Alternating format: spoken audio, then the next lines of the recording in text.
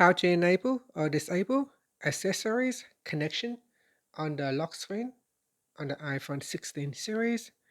First, let's go back to the home screen by swiping up at the bottom of the screen. And from the home screen, tap on Settings. Now in the Settings page, we then scroll down, and in here, tap on Face ID and passcode.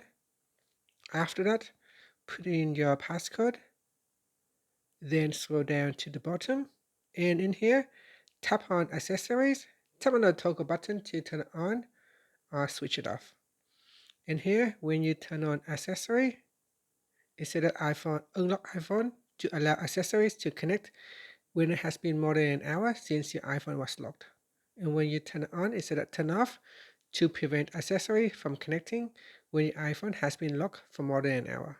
So turn it on or off as necessary. And finally, you can swipe up to return back to the home screen. Thank you for watching this video. Please like and subscribe to my channel for more videos.